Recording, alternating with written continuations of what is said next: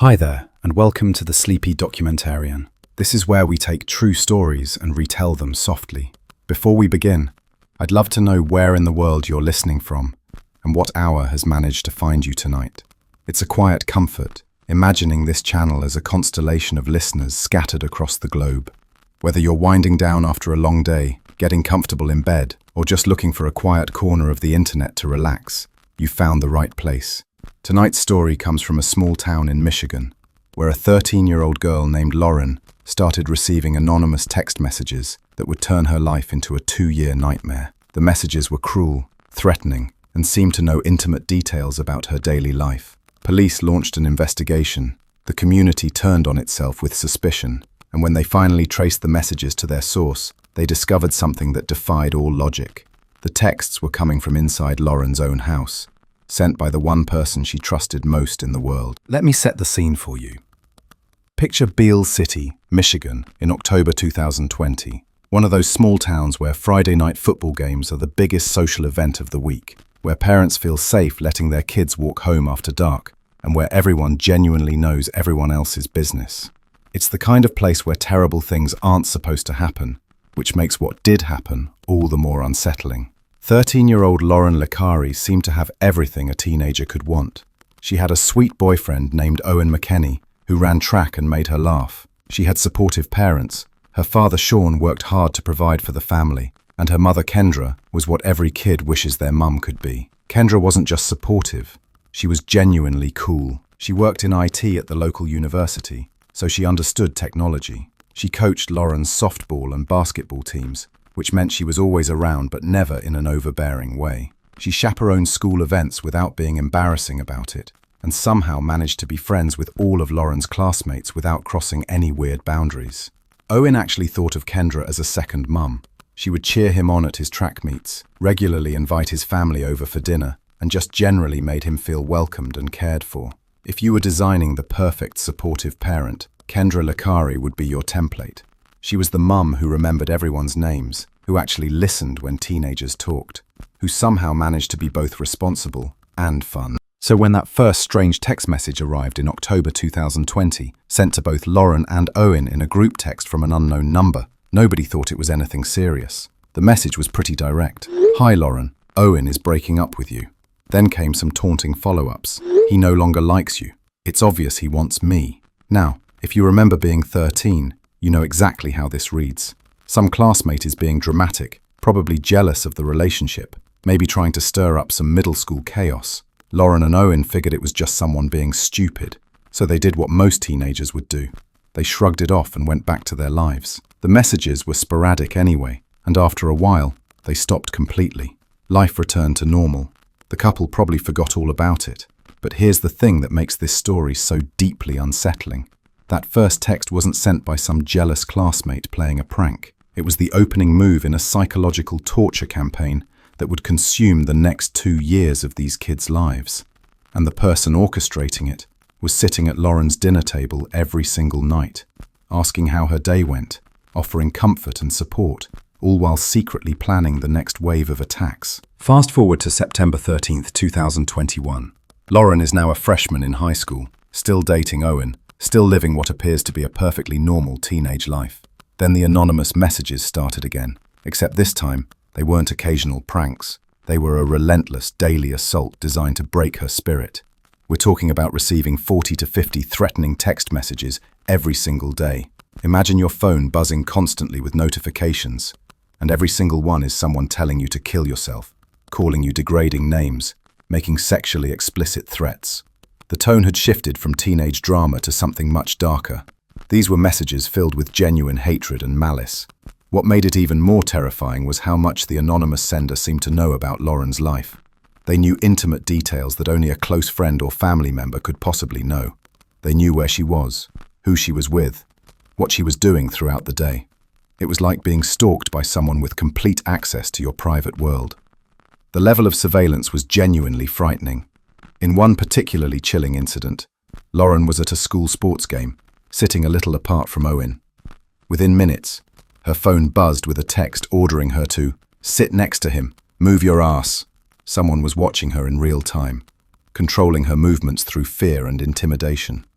The anonymous texter seemed omnipresent, commenting on her location and friend group as events were happening. The psychological impact on both teenagers was exactly what you'd expect.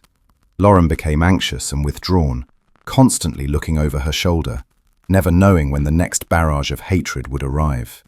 Owen was equally targeted by the messages and felt tremendous guilt that his girlfriend was suffering because of their relationship. Both kids lived in constant fear of that notification sound on their phones. The harassment became so intense and unrelenting that Owen actually suggested they break up temporarily, hoping that removing what seemed to be the trigger, their relationship, would make the stalker lose interest. Think about how desperate and scared these two kids must have been to even consider sacrificing something they cared about to appease some anonymous tormentor. In October 2021, they reluctantly put their romance on hold, both hoping it would bring some peace. But here's what anyone who's dealt with bullies knows: giving them what they want never makes them stop. The messages continued just as viciously as before, now targeting Lauren even though she was single.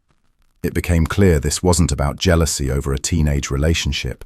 Someone had specifically targeted Lauren, and they were determined to systematically destroy her sense of safety and self-worth. Throughout this entire ordeal, where was Kendra? She was right there, being the perfect, supportive mother. She attended every school meeting about the harassment. She comforted other parents, sharing in their outrage about how terrible it was that their children were being targeted by some unknown predator. She would stay up late with Owen's mother, Jill McKenney, analyzing the latest batch of threatening messages, trying to figure out who could possibly harbor such hatred toward these innocent kids. But looking back at Kendra's behavior during this period, some things stand out as unusual. She seemed fixated on Lauren and Owen's relationship status in a way that made other parents uncomfortable. Even after the teens had broken up permanently in November of their freshman year, Kendra kept asking Jill whether Owen was seeing anyone new, whether there was any chance he and Lauren might get back together. At one point, Jill had to tell Kendra that Owen's romantic life was off limits because the constant questions felt inappropriate. It was as if Kendra couldn't let go of the idea of these two kids as a couple, despite the fact that their relationship seemed to be what was triggering all this harassment. By late 2021, what had started as a private nightmare had escalated into a full-blown community crisis. Both families were terrified by the constant barrage of threats their children were receiving. With the harassment continuing into 2022, they made the decision to involve school officials and law enforcement, convinced that some vengeful classmate must be behind such elaborate cruelty. Beale City High School principal Dan Boyer met with the families and local sheriff's deputies to discuss the situation. As word of the investigation spread through the small school, the atmosphere became toxic with suspicion. Students started eyeing each other warily, wondering which of their classmates could harbor such intense hatred. Lauren's close friends found themselves questioning each other, and Lauren herself began to wonder if anyone in her life could truly be trusted. The investigation naturally focused on Lauren and Owen's peer group, and pretty quickly suspicion fell heavily on Chloe Wilson, one of Lauren's friends. From the outside, the evidence seemed convincing. Chloe had a close platonic relationship with Owen, which could theoretically have sparked jealousy. The anonymous texter had referenced specific details from one of Chloe's recent basketball games, suggesting they had first-hand knowledge of her activities. Many of the threatening messages used the slang term bruh, which happened to be Chloe's signature catchphrase that she used constantly. But perhaps the most damning piece of circumstantial evidence was when the anonymous bully taunted, "I have police protecting me. You'll never catch me." Chloe's father happened to be a police sergeant in the area, which suddenly seemed like too much of a coincidence to ignore. Both Kendra and Jill McKenney's, Chloe looked guilty of orchestrating this elaborate campaign of harassment. Poor Chloe was brought in for questioning by police, terrified and crying, vehemently denying any involvement in the harassment. She immediately handed over her phone to investigators, desperate to prove her innocence. When officers combed through her device, they found absolutely nothing connecting her to the abusive messages. Every indication was that she was telling the truth about her innocence. In fact, investigators discovered something that complicated the picture significantly. Screenshots on Owen's phone showed that the mysterious stalker had also been messaging someone named Chloe on various social media accounts. When they asked her about this, Chloe explained that around the same time, an unknown person had created fake accounts impersonating her on Snapchat and other platforms. This suggested that rather than being the perpetrator, Chloe was actually another victim. Someone was deliberately framing her to throw suspicion off the real culprit. After being cleared of all suspicion, Chloe was left shaken by the experience. She had been falsely accused of tormenting her friend, put through police interrogation, and had to live with the knowledge that the real predator was still out there somewhere, sophisticated enough to frame an innocent teenager. This wasn't the only false lead that tore through the community. As the documentary reveals, another student named Adriana was also scrutinized and ostracized based on unproven rumors. The investigation was systematically destroying relationships and turning friends against each other. Lauren felt completely isolated. She couldn't trust anyone in her peer group because any one of them could potentially be her anonymous tormentor. Meanwhile, Kendra continued playing her role as the devastated, protective mother. She was constantly reaching out to Lauren's friends like Paige and Natalie, asking them to check on her daughter or offer comfort during particularly difficult days at school. She presented herself as Lauren's fiercest advocate, attending every meeting with school officials and law enforcement, sharing with other parents about how the harassment was affecting her daughter's mental health. In hindsight, some people found Kendra's level of involvement a bit excessive, but at the time, it just looked like a mother desperately trying to protect her child. Principal Dan Boyer did notice that Kendra always seemed to carry 2 cell phones and was constantly glued to her screens during meetings, more so than other concerned parents. His secretary, Diane, had an instinctive feeling that this just isn't one of our kids. Behind the harassment, even Chloe's mother, Tammy Wilson, had grown suspicious enough to warn police officers to be cautious about Kendra, saying there was a pretty good part of me that thinks that she may very well be doing this. But these were just vague gut feelings. The idea that a mother would systematically terrorize her own child was so unthinkable that nobody seriously considered it as a possibility. As months passed with no clear suspect emerging from the student body, school officials and law enforcement began trying increasingly desperate measures to catch the anonymous bully. They even attempted an elaborate sting operation at Kendra's suggestion. After one message claimed that the harasser had been stealing Lauren's personal belongings, Kendra convinced Principal Boyer to set a trap by leaving a pair of Lauren's shoes in a school hallway as bait, hoping the perpetrator would take them and expose themselves in the process. The shoes sat there completely untouched. Nobody took the bait. Because of course the person sending these messages wasn't some student walking the halls looking for opportunities to harass Lauren. The real perpetrator had much more sophisticated access to information about Lauren's life. Someone who didn't need to steal her belongings because they probably helped buy them in the first place. Frustrated by months of failed leads and false accusations, local authorities decided to bring in outside expertise. Isabella County Sheriff Michael Main enlisted Officer Bradley Peter from Bay City to serve as a liaison with the FBI's cybercrimes unit. If someone was using technology to hide their identity while conducting this harassment campaign, federal investigators had the tools and expertise to unmask them. The FBI's cyber specialist began the painstaking process of tracing thousands of threatening messages back to their digital source. They discovered that the harasser was using a sophisticated number-generating texting app on an iPhone, probably cycling through different phone numbers to avoid being blocked by their victims.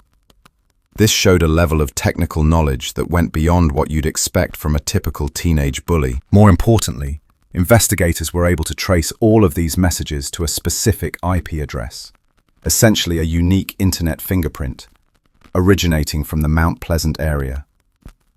That was exactly where the Lucari family lived. But Mount Pleasant isn't a huge city, so this didn't immediately narrow things down to a specific household. Then came the breakthrough that would change everything. The FBI's digital forensics revealed that every single time a harassing message was sent to Lauren and Owen, a specific phone number was associated with that IP address during the transmission. That phone number belonged to Kendra Lucari, Lauren's own mother. The investigators were genuinely stunned by this discovery. The possibility was so unthinkable that they went back and triple-checked all their data to make sure there wasn't some mistake in their analysis. By the summer of 2022, however, they had compiled an overwhelming mountain of digital evidence. Thousands of texts, app logs, IP address records, phone number associations, all pointing directly to Kendra as the source of her daughter's 2-year nightmare. On a day in August 2022, Sheriff Mike Main obtained a search warrant and led a team of officers to the Lucari family home. This moment, the final unmasking of the tormentor, was captured on police body cam footage that later became part of the Netflix documentary about the case. You can see Sheriff Main confronting an anxious-looking Kendra in her living room, methodically presenting the digital evidence that tied her phone and internet connection directly to the harassment campaign. Initially, Kendra tried to maintain some version of denial, claiming that someone else had started the harassment back in 2020, but admitting that she had just fed off from it and got caught up in sending her own messages when the campaign resumed in 2021. She described it as if once she started, she simply couldn't stop herself. Even when caught with overwhelming evidence, Kendra's immediate concern wasn't for her daughter's well-being or the damage she had caused. Instead, she broke down and desperately asked the officers if this could all be kept quiet, worried that other students would find out about it and interact negatively with Lauren if the truth became public. The irony is staggering. She was concerned about how the revelation would affect Lauren's social life after spending 2 years systematically destroying it through anonymous threats and harassment. Then Sheriff Main had to do something I imagine he never expected in his law enforcement career. He brought Lauren into the room to tell her, in real time, that her own mother was the person behind the messages that had tormented her for years. The body cam footage shows Lauren standing there as this incomprehensible news sinks in. For a few seconds, she's in complete disbelief, eyes wide, shaking her head, as if her brain is refusing to process what she's hearing. Then the full reality hits her, and she begins sobbing uncontrollably, crying, "Mum, how could you?" through gasping breaths, while Kendra can only stand there, watching her daughter's world completely collapse. This is the moment that elevates this case beyond typical cyberbullying or even child abuse. It's about the complete annihilation of trust between a child and the person who is supposed to protect her above everyone else. Lauren had spent 2 years being terrorized, wondering who in her life hated her enough to want her dead, running to her mother for comfort and safety, never knowing that she was seeking protection from her own predator. When Lauren's father, Sean, arrived home to find his wife exposed as their daughter's tormentor, his reaction was one of complete devastation. "I just can't believe she would do something like that to her daughter, that supposedly she loved dearly," he said, his voice shaking with a mixture of rage and heartbreak. "Just makes me sick. She stabbed me in the heart, shot me in the heart, and threw it away." The documentary footage captures Lauren managing to hold herself together until she sees her father's pain. That's when she truly breaks down, finally understanding that her family will never be the same again. You see her sobbing in her father's arms, while Kendra stands nearby in handcuffs, weeping and apologizing over and over. Apologies that feel meaningless after 2 years of calculated psychological torture. News of Kendra's arrest spread quickly through Beale City and then nationally, as people struggled to understand how a mother could do something so unthinkable to her own child. The immediate reaction in the community was a mixture of disbelief, outrage, and a sense of having been fooled.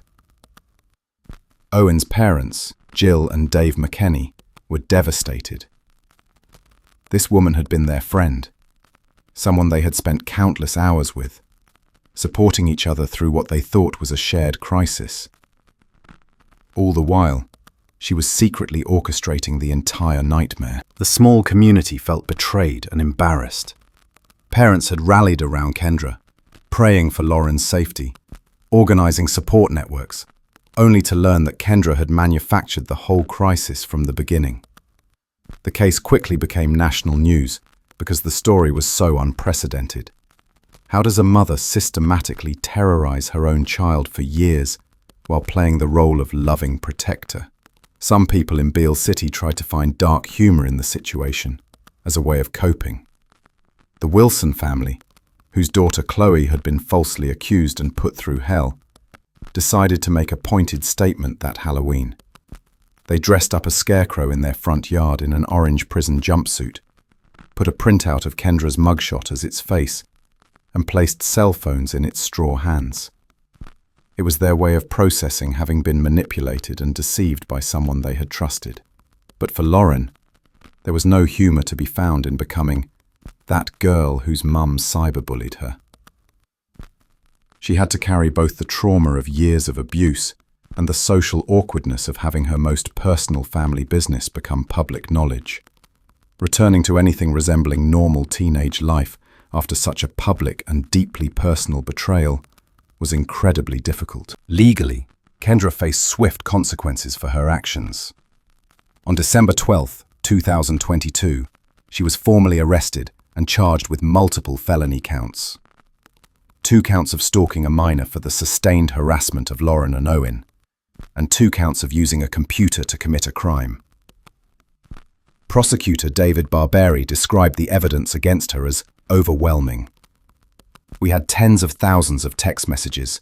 The digital footprint was just insane. Initially, even school officials had trouble believing that a parent could be behind such elaborate cruelty.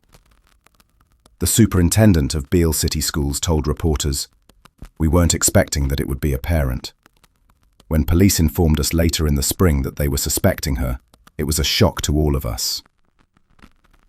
Facing serious prison time if convicted on all charges, Kendra eventually negotiated a plea deal. In April 2023, she pleaded guilty to 2 counts of stalking a minor, and the other computer crime charges were dropped. At her sentencing, she stood tearfully in court as the judge condemned her actions and sentenced her to a minimum of 19 months in state prison, with a maximum of 5 years. She received credit for 22 days already served in county jail, but still faced well over a year behind bars. The personal consequences for the family were equally severe. Sean Licari filed for divorce from Kendra soon after her arrest, unable to imagine continuing a marriage after such a fundamental breach of trust. He was granted full custody of Lauren, who was about 16 at the time, and focused on healing with the support of her father and close friends. The court ordered that Kendra have no contact with her daughter as part of the legal consequences. For Lauren, the aftermath was complicated by conflicting emotions that anyone who's experienced family trauma might recognize. Despite everything her mother had done to her, she still loved her and missed having that maternal relationship in her life. "Being without that relationship is really hurting me," Lauren admitted in interviews, demonstrating the complex psychology of abuse within families. Even after being systematically tormented for 2 years, Lauren struggled with the loss of her mother. The question that haunts everyone who learns about this case is simple. Why would a mother do this to her own child? The Netflix documentary explores Kendra's own explanations, which are complex, contradictory, and suggest that even she doesn't fully understand her own motivations. Initially, Kendra claims she had started sending threatening messages as part of a misguided attempt to catch whoever was harassing her daughter. According to her version of events, after those first anonymous texts arrived in 2020, which she insisted she didn't send, she became obsessed with identifying who was targeting Lauren. By September 2021, she says this obsession led her to begin sending her own threatening messages, hoping to provoke the real bully into revealing themselves. "I started with the thought, we need some answers," Kendra explained in her interviews, claiming she would send probing texts, hoping the actual perpetrator would respond and ask something like, "Is this so-and-so?" But this supposed investigative strategy quickly spiraled completely out of control. "It was a spiral, kind of a snowball effect," she admitted. "I don't think I knew how to stop." Over the course of 15 months, what she claims began as an attempt to catch a bully evolved into what can only be described as a secret addiction, sending cruel, threatening messages to her own child on a daily basis. But the documentary digs much deeper into Kendra's psychology, uncovering what might be a more fundamental explanation. Kendra revealed that as a teenager, she herself had experienced significant trauma. She was assaulted when she was around Lauren's age. Watching her only daughter enter adolescence and start dating triggered long-buried anxieties and fears that she had never properly addressed. As Lauren started getting older, I had things that were suppressed come forward, Kendra explained, her voice shaking as she tried to articulate her mental state. She described becoming terrified of all the potential dangers that could harm her daughter. "I wanted to try to control the outcome of her journey. I was afraid of letting her grow up. I was scared of what could happen to her." In Kendra's deeply twisted logic, the constant harassment served as a form of protection for Lauren. By terrorizing her daughter into staying home, breaking up with Owen, and depending entirely on her mother for comfort and support, Kendra believed she could keep Lauren safe from the kinds of trauma she herself had experienced as a teenager. Mental health experts who examined the case compared Kendra's behavior to a digital form of Munchausen syndrome by proxy, a condition where a caregiver deliberately harms someone under their care to gain attention or maintain control. In traditional cases, this might involve a parent making their child sick so they can play the role of devoted caregiver. Here, Kendra was manufacturing a digital predator so she could position herself as her daughter's protector and primary source of comfort. The documentary presents this psychological analysis carefully, making it clear that Kendra's exact mental state and motivations are ultimately known only to her. But the parallels are disturbing, causing someone you claim to love immense psychological pain in order to fulfill your own need to be needed, creating dependence through fear, playing the savior to problems you secretly created yourself. Throughout her interviews, Kendra appears genuinely remorseful, but also oddly detached from the full impact of her actions. She acknowledges that what she did was wrong, while also claiming she felt out of body during much of it, as if she was watching herself send these cruel messages without fully recognizing the monster she had become. There's no simple answer to why she did this. It appears to have been a toxic combination of unresolved personal trauma, misguided and obsessive protectiveness, and what seems like an addictive response to the drama and attention the situation generated. As one psychologist interviewed in the documentary observed, this case represents an extreme outlier, a collision of mental health crisis and modern technology that enabled a form of abuse that would have been impossible in any previous generation. Kendra served approximately 16 months in custody before being released on parole in August 2024, under strict supervision and court-ordered conditions. As of the documentary's completion, she is still prohibited from contacting Lauren directly, a restriction designed to protect Lauren as they both work through the aftermath of this trauma. Now 45 years old, Kendra expresses hope that someday she might earn back a place in her daughter's life. "We both know that we're with each other no matter what," she says in her interviews, clinging to the belief that family bonds can't be completely destroyed. "I definitely think we can have a healthy relationship. I know we both hold that bond close." But her words sound more hopeful than realistic. She has lost her marriage, her standing in the community, and for now, her daughter's trust. Lauren, now 18, has shown remarkable resilience throughout this ordeal. She graduated high school and is cautiously moving forward with her life, though the psychological scars from her mother's betrayal run deep. In her interviews, she acknowledges dealing with conflicting emotions, anger and trauma mixed with the complicated love that a child continues to feel for a parent, even after abuse. What's perhaps most remarkable is that Lauren hasn't completely closed the door on someday reconciling with her mother. "I love her more than anything," she says through tears, hoping that with proper therapy and time, her mother will get the help that she needs. She believes that if Kendra can truly address her psychological issues, they might eventually be able to rebuild some form of relationship. "Being without that relationship is really hurting me. I think rebuilding it will help both of us a lot," Lauren says, displaying wisdom and emotional intelligence far beyond her years. It's a cautious optimism, tempered by realistic understanding of how much damage has been done. As of the documentary's conclusion, mother and daughter hadn't seen each other in over a year and a half. Any potential reunion will have to wait until Kendra's parole restrictions are lifted in 2026. And even then, it will be entirely Lauren's choice whether trust can ever be restored. Other people involved in this story have moved forward as well, carrying hard-learned lessons. Owen finished high school and is now attending college out of state.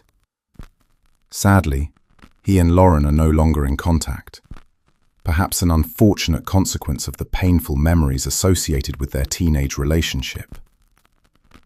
Owen's parents have spoken about how this experience taught them to be more aware of what their children experience online, and more skeptical of situations that seem too dramatic or coincidental. Principal Dan Boyer and the staff at Beale City Schools implemented new training programs about cyberbullying, digital safety, and mental health awareness, humbled by how close the real predator had been to their investigation all along. The entire community, though permanently changed by what happened, has tried to find meaning in their experience by sharing their story and educating others about the warning signs they missed. This case forces all of us to confront some uncomfortable truths about the digital world we now live in. Modern technology, anonymous texting apps, social media platforms, the ability to hide behind fake numbers and accounts can enable abusive behavior in ways that would have been completely impossible in earlier generations. In this case, these tools allowed a mother to conduct an elaborate psychological torture campaign against her own child, while simultaneously playing the role of loving, protective parent. The story also raises difficult questions about the balance between parental protection and healthy independence. How do we keep our children safe without becoming controlling or invasive?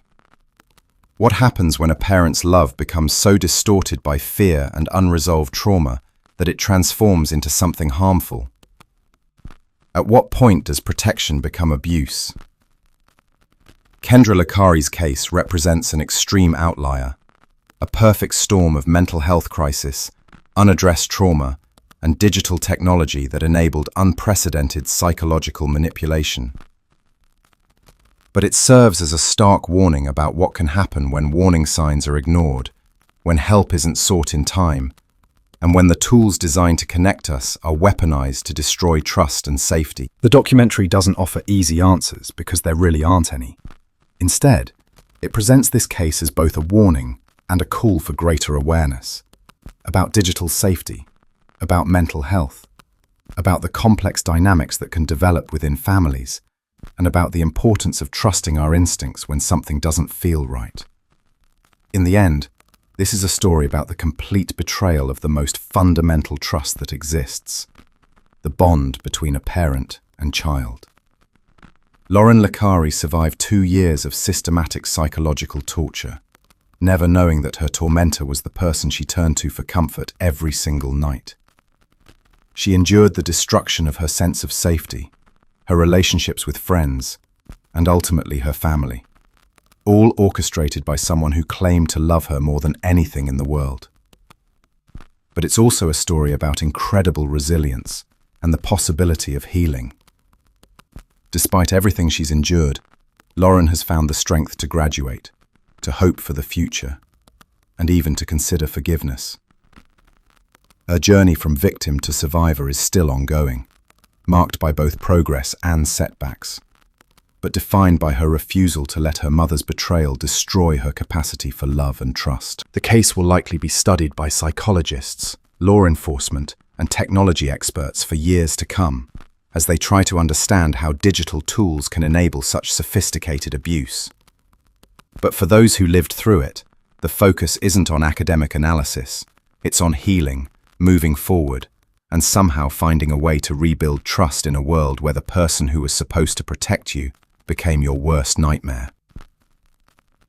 Lauren's story stands as both a warning about the dark potential of our connected world and a testament to the human capacity for forgiveness and resilience. It reminds us that sometimes the greatest dangers don't come from strangers hiding in the anonymous corners of the internet. Sometimes they come from the people sitting across from us at the dinner table, asking how our day went. And that reality is indeed stranger and far more heartbreaking than any fiction we could imagine. But for all the strangeness and heartbreak in this tale, remember, there are always new stories to tell, and I'll be here, waiting to share the next one with you. Good night, and thanks for listening.